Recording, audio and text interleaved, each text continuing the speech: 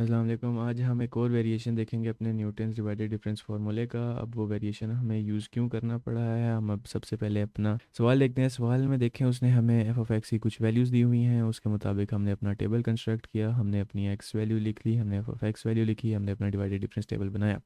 अगर आपको divided difference table नहीं बनाना था तो पहले आप मेरी डिवाइडेड डिफरेंस टेबल वाली वीडियो देख। अब हमारे पास डिवाइडेड डिफरेंस टेबल आ गया है। हमने इसमें सबसे पहले देखा कि एक्स जो वैल्यूज़ हैं इनके दरमियान डिफरेंसेस क्या हैं। हमारे पास पहली दो वैल्यू में डिफरेंस था 0.25 का, अगली दो वैल्यूज़ में डिफरेंस था 0.25 का, इन दो वैल्यूज़ में डिफरेंस है 0.25 का। ये किस तरह हो रहा है कि मैं 0.25 माइनस 0.5 करता हूँ तो मेरे पास वो डिफरेंस आ जाता है। तो सब में हमारे पास डिफरेंस सेम है 0.25 0.25 0.25। तो अब हम बोलेंगे हमारे पास जो प्रॉब्लम है ये एक इक्वल प्रॉब्लम है। तो इक्वल प्रॉब्लम में हमारे पास फॉर्मूले डिफरेंट हो जाते हैं। हमारे पास तीन फार्मूलाज आते हैं। एक होता है Newton's divided difference forward formula, एक होता है बैकवर्ड फार्मूला और एक होता है सेंट्रल फार्मूला। अब हमारे पास सबसे पहले आता है फॉरवर्ड फार्मूला। फॉरवर्ड फार्मूले में क्या है, हमारे पास हमने सबसे पहले अपनी एच निकालना होता है। एच किस तरह होता है, ये जो हमारा डिफरेंस था अभी मैंने आपको बताया, जो हमारे एक्स वैल्यूज़ के दरमियान था। एक्स वैल्यूज़ के दरमियान क्या डिफरेंस था, इसमें था -0.5 माइनस 0.75 तो था 0.25, और ये 0.25 सारी वैल्यूज़ में डिफरेंस है। तो मैंने सबसे पहले अपना ये जो डिफरेंस था वो लिख लिया, जो कि बन रहा था 0.25। फिर हमें चाहिए होती है एक एस वैल्यू। एक्स वैल्यू के लिए क्या फॉर्मूला है, x minus x not divided by H. इसमें हमारा एक्स नॉट क्या है 0.75 माइनस 0.75, और इसमें एक्स क्या है हमारे पास, ये था हमारे पास -1/3। -1/3 को अगर हम डेसिमल में लिखें तो हमारे पास 0.333 बनता है। मैंने उसको फिर इस तरह सॉल्व किया। इसमें देखें डिवाइड बाई एच और था, ये एच हमने सबसे पहले निकाला था। हमने इसको जब सॉल्व किया तो हमारे पास आंसर आ गया 1.6667। अब हमारे पास दो इनिशियल वैल्यूज़ आ गई, एच की और 7 की। अब हम इन दो वैल्यूज़ को यूज़ करेंगे अपने मेन फार्मूला में। अब हमारे पास सबसे पहले आता है फॉरवर्ड फार्मूला। फॉरवर्ड फार्मूला में हमने क्या किया हुआ है, हमने लेफ्ट साइड पे वैल्यूज उसी तरह लिखी। अब हमारे पास राइट साइड पे किस तरह होगी, राइट साइड में सबसे पहली वैल्यू बिल्कुल सेम होगी, F of x zero.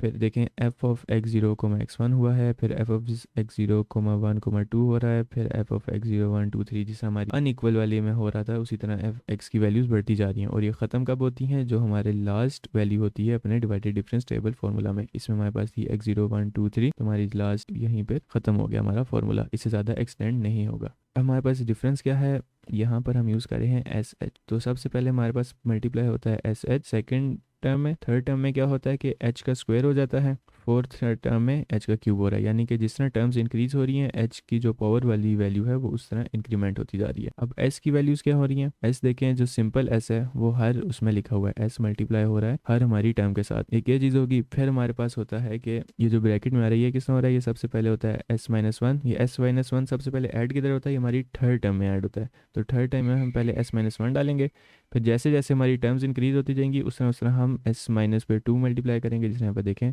S minus one था, फिर इसके साथ एस माइनस टू मल्टीप्लाई हुआ है। इसके बाद अगर कोई टर्म होती उसमें क्या होता है S into S minus one into S minus two into S minus three. इस तरह टर्म्स इंक्रीज होती जाती है उस तरह हमारे पास एस माइनस के आगे जो वैल्यू थी वो भी इंक्रीज होती जाती है और उसके साथ मल्टीप्लाई होती जाती है। तो हमारे पास इसमें तीन चीज़ें थी। एक था हमारा एफ ऑफ एक्स, वो जो कि इंक्रीज हो रहा था एज टर्म्स गोज ऑन।